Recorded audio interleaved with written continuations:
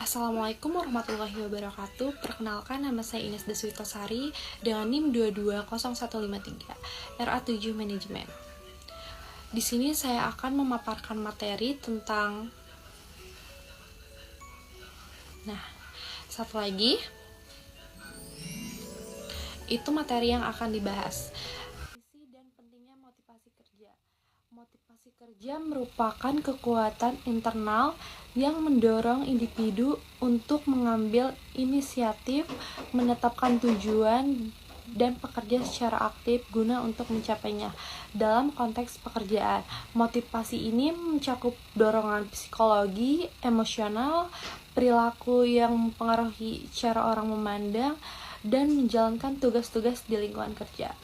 Pentingnya motivasi yang tinggi membantu karyawan untuk lebih fokus, bersemangat, dan berdedikasi dalam pekerjaan mereka. Ini juga mengurangi pergantian karyawan. Selanjutnya yaitu teori-teori motivasi kerja. Yang pertama, teori hierarki, kebutuhan Maslow. Memahami tingkat kebutuhan manusia dari dasar hingga puncak.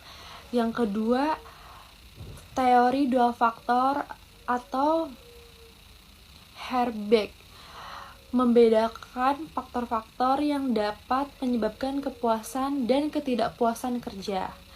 Yang ketiga, teori X dan Y, MC George, jelaskan dua perspektif manajer terhadap karyawan yang mempengaruhi pendekatan motivasi. Faktor-faktor yang mempengaruhi motivasi kerja. Yang pertama, tujuan dan penghargaan.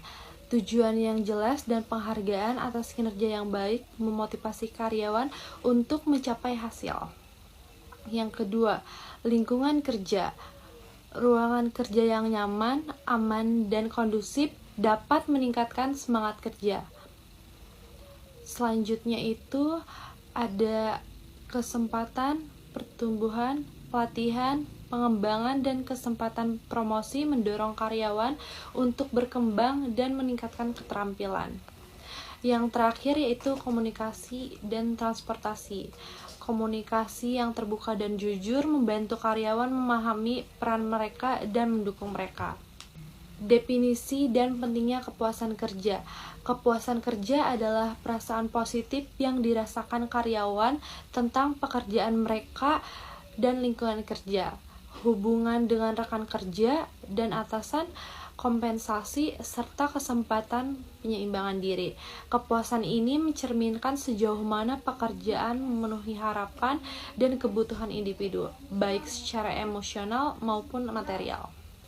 Pentingnya kepuasan kerja yang tinggi meningkatkan kinerja, retensi, dan loyalitas karyawan terhadap organisasi, seperti meningkatkan produktivitas, mengurangi turnover karyawan, memperbaiki kualitas layanan dan produk, terus menciptakan lingkungan kerja yang positif, mengurangi stres dan konflik, mendorong inovasi dan pengembangan diri. Dengan memahami dan meningkatkan kepuasan kerja, organisasi tidak hanya mengerjakan yang mendukung, tetapi juga meningkatkan kinerja serta keberlanjutan perusahaan secara keseluruhan. Faktor-faktor yang mempengaruhi kepuasan kerja. Yang pertama, gaji dan manfaat. Gaji yang adil dan manfaat yang baik mendukung kepuasan karyawan. Yang kedua, kesempatan pengembangan. Peluang untuk belajar dan untuk tumbuh secara profesional meningkatkan kepuasan karyawan. Yang ketiga, pengakuan dan apresiasi. Pengakuan atas upaya dan kontribusi karyawan meningkatkan rasa menghargai. Yang keempat, menghargai antar pribadi. Hubungan kerja yang positif dan kolege dan atasan meningkatkan kepuasan. Dan yang terakhir, keseimbangan kerja dan kehidupan pribadi. Kemampuan untuk menyeimbangkan kehidupan profesional dan pribadi meningkatkan kepuasan. Hubungan antara motivasi dan kepuasan kerja. Yang pertama itu ada siklus positif, yang kedua motivasi tinggi, dan yang ketiga kepuasan kerja tinggi. Siklus positif yang melibatkan motivasi tinggi dan kepuasan kerja tinggi menggambarkan keadaan di mana ketiga elemen tersebut mendukung dan memperkuat satu sama lain. Motivasi tinggi itu ketika karyawan memiliki motivasi yang tinggi, mereka merasa terdorong untuk mencapai target dan memberikan yang terbaik dalam pekerjaannya. Kalau kepuasan kerja tinggi itu peningkatan kinerja dan pengakuan atas hasil kerja memberikan hasil rasa puas kepada karyawan. Strategi meningkatkan motivasi dan kepuasan kerja. Yang pertama, tetapkan tujuan yang jelas. Tujuan yang jelas dan teratur mendorong karyawan untuk bekerja menuju hasil. Yang kedua, berikan penghargaan dan pengakuan. Pengakuan atas kinerja yang baik memotivasi dan menunjukkan penghargaan. Yang ketiga, dorong pengembangan karir. Kesempatan dan promosi menunjukkan komitmen terhadap karyawan. Yang keempat, tingkat komunikasi. Komunikasi yang terbuka dan jujur membangun kepercayaan dan transparansi. Dan yang terakhir yaitu budaya kerja yang positif. Lingkungan kerja yang positif dan sportif meningkatkan kepercayaan. Membangun kerjasama tim.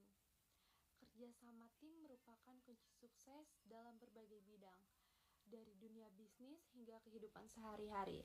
Membangun tim yang solid, efektif, dan harmonis membutuhkan pemahaman yang strategi yang tepat. Pentingnya kerjasama tim. Yang pertama, efisiensi. Kerja tim memungkinkan pembagian tugas dan tanggung jawab secara merata sehingga pekerjaan terselesaikan lebih cepat dan efisien. Yang kedua itu kreativitas. Bertukar ide dan perspektif dari berbagai anggota tim dapat memicu ide-ide yang kreatif dan solusi yang inovatif.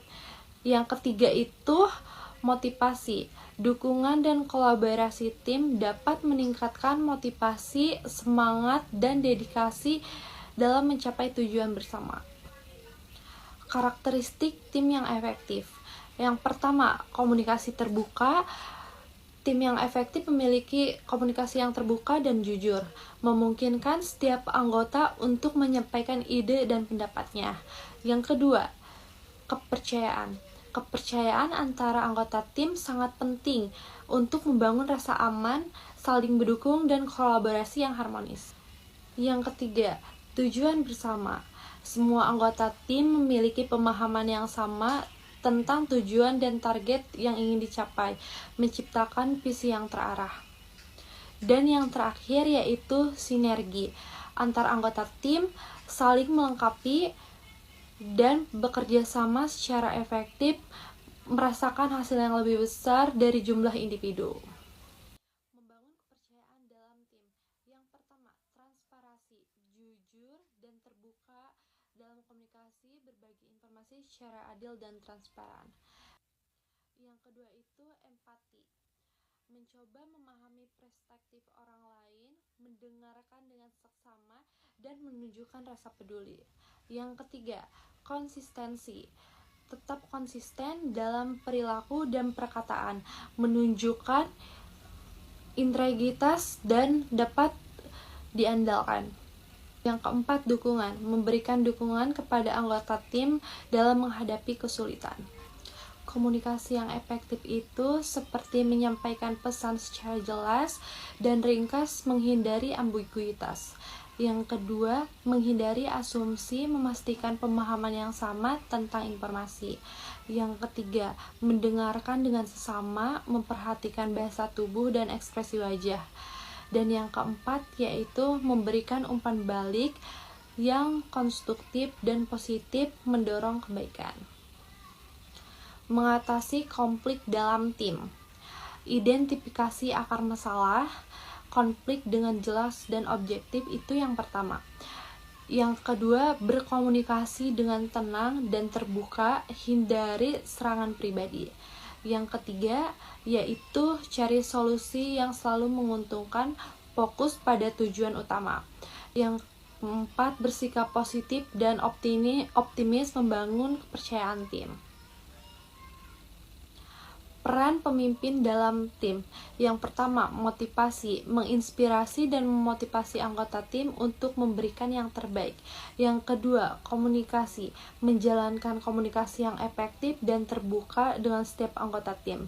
Yang ketiga, delegasi, menugaskan tugas sesuai dengan kemampuan dan bakat anggota tim.